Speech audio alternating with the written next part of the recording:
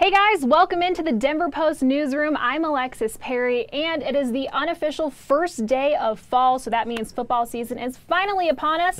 That means Broncos season, so we are here celebrating with number 10, Broncos wideout Emmanuel Sanders. Emmanuel, thanks so much for being here. Yeah, thanks for having me. How was your Labor Day weekend? It was good. I just worked. You worked? Yeah. Oh, same with the rest of us. Yeah. Not exactly. Well, first off, an off-the-field matter, we have to commend you for your amazing relief efforts in the wake of Hurricane Harvey. I think you and your teammates, correct me if I'm wrong, raised $70,000-ish. Yeah, it was 70 at one point, and then my coaches even got involved and started giving me checks, and I think it got to like 90. So why was it so important to you to kind of make a statement and give back? I mean, I'm from Houston, Yeah. so being from Houston and seeing a city like that, it was a catastrophic for a hurricane.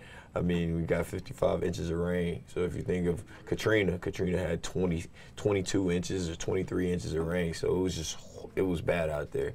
I mean, seeing people lose everything that they had, from their houses to their cars to their clothes, seeing people even lose their lives, it was devastating to see. And me being from there and being on this platform, I had to do something about it. So I started walking around the locker room. I started asking guys they want to get involved, and I got incredible teammates. And so we ended up raising like 90,000. I play for an incredible organization, which the Broncos even came in and said that they'll match it dollar for dollar. So we raised in between $180,000 to $200,000. Well, speaking of your teammates, a 53-man roster is officially set. You guys are gearing up for Week 1 against the Chargers. Do you feel now, with what we saw over the offseason, from the draft to other offseason acquisitions, that John Elway and company have set you guys up to become that #1 offense again that you've said so many times? Of course, and that's what I'm looking forward to. I remember when Mike McCoy first got here, I was like, let me see what I was like closed arms, like, what do you have to say? And here walks in the guy says, we're going to be the #1 offense. He's like, we're going to be this, we're going to be that. And at first I was sitting back and I had my arms crossed and I was like, hey, let's go. It's time that we're back, It's all about the leader, the offensive leader off in the room. And Mike McCoy, he believes that we're going to be #1s, and he preaches it every single day, that we're going to try to be this high-scoring offense. We're going to try to score as many points as we possibly can, as fast as we can, as quick as we can. And that's me. That's what I believe in if I was an offensive coordinator. So we're gonna see. We got our first test Monday night. So hopefully we go out and do exactly what I think we can do. Well, it will be Vance Joseph's head coaching regular season debut. Mike McCoy obviously in place. Systematically, what do you like about what we can expect this year from the Broncos? Well, I think, being up here in Denver, with the altitude, you walk up a flight of stairs, and the next thing you know, you're huffing and you're puffing. So you got to use that to our advantage. So up-tempo, no-huddle offense, can you imagine what it does to defenses in the third and fourth quarter? It tires them out. And we're practicing up here, so we're used to it. So that's one thing, the reason why this offense, this up-tempo offense, is so dangerous. And not only that, the plays that he calls. I mean, Mike McCoy, from a schematic standpoint, he will take advantage of every opportunity that you give him. Whereas, in some offenses, you have to run routes, and you got to get open. You got to work so much just to get open. Sometimes Mike McCoy call certain plays where you're just running scot-free wide open because they're not prepared for it. So I'm looking forward to it. I think that I'm excited about this year. I'm always excited about every year, but for some reason, I'm really, really excited about this year, just to get back to slinging the football around. Well, #1 storyline heading into camp was who was going to win the starting quarterback battle. Trevor Siemian obviously won out. How did you see him improve throughout camp? He's a vocal guy. Trevor is the type, where some guys are kind of shy. He's gonna come sit down. He's gonna talk to you. He's gonna always try to get on the same page with you. If he's not on the same page with you, he wants to understand. And he spoke up more in meetings, whole 9 yards. And I think that last year, in understanding that he can be a franchise guy, he believes in himself. And he showed it all throughout preseason. just the plays he was making. He would go in the game, and even though he was a starter last year, and they created a whole nother, quarterback controversy, he still came in games and going down and scoring and coming down and still talking to Paxton. Understand he's a young guy. And, one thing that I'm always impressed by is he never really sees it as a competition. And, I like guys like that because those are the guys that are confident within themselves. He always talks to, Paxton and all the other quarterbacks. It was like, all right, it's a competition, but at the end of the day, the best guy's going to win. And I feel like I'm the best guy, but I don't have to treat you a certain way or disrespect and not talk to you and see it as a competition. At the end of the day, I believe in myself, and he does believe in himself. Sounds like a great teammate. Oh, yeah. That's the guy you want in the locker room, yeah, right? For sure. Well, speaking of Paxton Lynch, obviously he then is slotted into the number 2 position, but he goes down with a shoulder sprain before the final preseason game. Because of that, I think Broncos country, we were prepared for just about anything. I mean, if you said that, Colin Kaepernick's coming in, I think Broncos country, they were prepared for that. Brock Osweiler. Yeah. I don't think many people were prepared for that. What was your initial reaction? I was excited, I think back to 2015 when we won the Super Bowl, Payne goes down, Brock comes in, we're still winning games. The best game I had as a Bronco was with Brock at quarterback, 188 yards versus the Pittsburgh Steelers. So, Brock is one of those guys. He's the sweet hair, 6'6", nice teeth, great talker, smooth walker. He's just a great teammate. And not only that, just for Trevor, for them two to be working together and understanding the game plan and how we're going to attack people, I think it just works out perfect. Brock's been in this system as well in 2014 when I was here, so I think it was a great call by Elway. Well, you gain a guy on the offensive side of the ball. But in similarly surprising fashion, you lose one on the defensive side of the ball.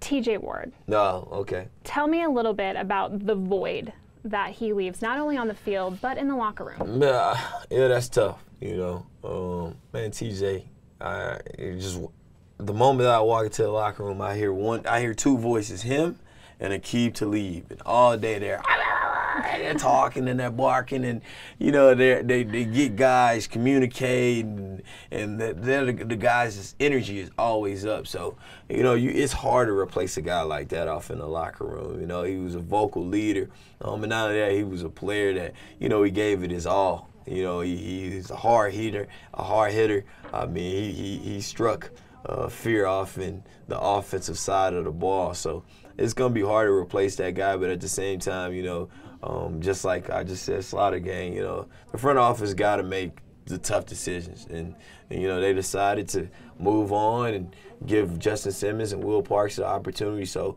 I'm on their side as well. So it's the NFL. It happens. But he's with Tampa Bay right now, and they're trying to rebuild over there, and so I'm excited for him, and I'm also excited for the Buccaneers because they got a great guy in their locker room now. You mentioned the front office. Yesterday it came out that TJ said that it was kind of unfortunate the way that the Broncos handled the situation. Do you feel like he was treated unfairly on his way out, or like you just said, business is business? Business is business. Someday it's going to be some young guy, and he's going to be standing right here in this position, and they're going to say, Emmanuel Sanders is either forced to retire or the Broncos have released Emmanuel. He's going to say, Emmanuel was a great guy, a great teammate, da-da-da-da-da. It's the business of the NFL. I don't take it personal. One thing it is that when I'm up here and I do an interview and I'm talking, I always say it's the business of the NFL because I understand it's business. People get fired, people get hired. They have to do the best.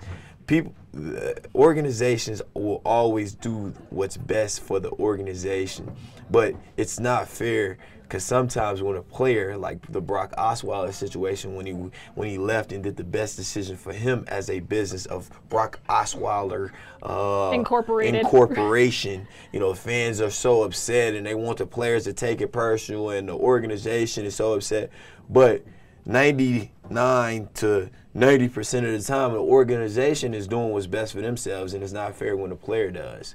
So, you know, at the end of the day, like, you know, obviously TJ, he left, but at the same time, the Broncos did the best for what they thought they had to do in that situation. So you can't take it personal. And you know, this is my 8th year. I've seen so much from the NFL that I'm not surprised by anything. So, you know, it is sad, but like I said, you know, a wise man once told me, you take this cup and you fill it up with water, and that's the NFL. He said, stick your finger off in there. I stuck my finger off in there, and he goes, that's you right now in the NFL. He goes, now remove your finger. And I removed my finger.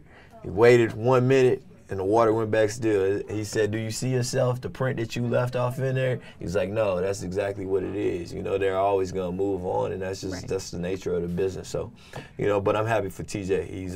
He's with another great organization, in my opinion, and he still gets to play football. So. Well, the past is the past. Now we can move on. Monday, you guys are taking on the Chargers. What can Broncos country look forward to, or what kind of statement do you guys look to make in Week 1? And I want to put a whooping on them. I want to put a whooping on every team. You know, I want to make that statement that not only Broncos fans are excited to watch us play and want to see us play, but the entire fan base of the NFL, when they see that the Broncos are getting ready to play, they're tuned in because they'll see a high-powered offense that's going to score crazy points, and you know, fast receiver by the number 10 and catching balls and breaking the 90 yards and 88 and 16 and 13 and 22 and 28, and then you got a defense that's just loud talking, Aqib Talib, Chris Harris, no fly zone. That's when all that barking comes in. Yeah, no fly zone,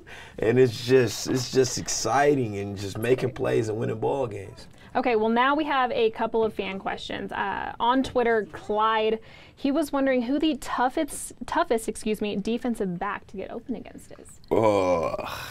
I didn't have one last year, but I've been up against Darrell. I went up against Richard Sherman. I went up against. I go up against Chris Harris and Aqib Talib every day, and those are 2 all-pro cornerbacks. So, between all of them, I'm going to have to say I haven't played against Aqib and Chris in the game. I'm sure that would be a tough battle, but I remember playing against Darrell Reeves when he was in his prime, when they won the Super Bowl in New England. I mean, I had a good game, you know, but I was huffing and puffing, and me and him was looking at each other like, man, we're out here battling right now. Right. I mean, it was every single play I know I had to give it my all, and so definitely him. Well, luckily, Aqib and Chris are wearing orange. Yeah, thank goodness. But I'm not looking forward to that. But I would like to play against them in a game. Never. I tell Talib all the time, I'm gonna have 100 yards versus you if I ever face you in a game. See, you have a jaw just like the rest of them. Just chattering. I like it. I like it. Louis on Twitter has a serious question for you. Okay. Really serious. Crispy or chewy bacon? What the heck? I know. No bacon. No bacon? I don't mess with the pork. Oh, really? Yeah. What's your thing? Like, what's your breakfast meat? Every morning I eat egg whites, spinach, tomatoes, and mushrooms. Okay. And chicken. So chicken. Yeah. See, man, I'm a turkey sausage kind of girl. Yeah. I taste the same. It's better for you. You should try it. I've tried it before. You tried it? Yeah. But right. Yeah. Do you have any musical talents? Musical talents? I can sing. You can? Can you give us a note? No, I can't sing. You were rapping on the way in. Yeah, I can rap, but I'm not a rapper. What was the song that you were singing on the way in? What song was that? Oh, that was Kendrick Lamar, Loyalty. See? Yeah. See? Yeah. Go ahead. Give me a little song. I don't have anything. He doesn't have anything. Nothing. No? He thought about it. Come on, give him a little courage. We have some friends in the studio here. Hey, 100,000 for a feature. I battle, I beat you. That's it.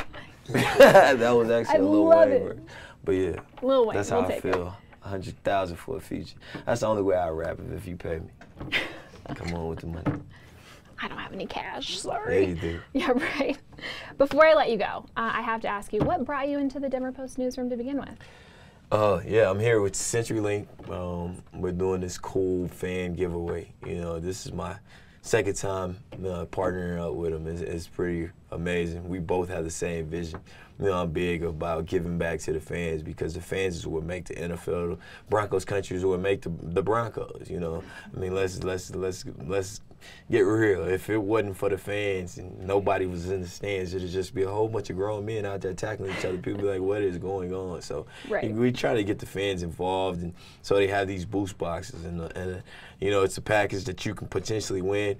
In order to be updated, you have to go on Twitter and follow me at eSanders10, and you have to follow CenturyLink at CenturyLink Co. And in this boost box package, you can win a television.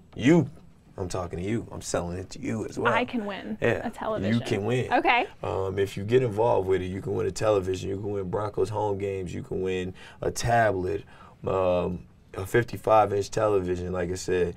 And it's just awesome, you know, what they're doing to get the fans involved. And I think that the fans should really get involved with this because it's an opportunity to win a lot of cool prizes. Including a TV that we can watch you on.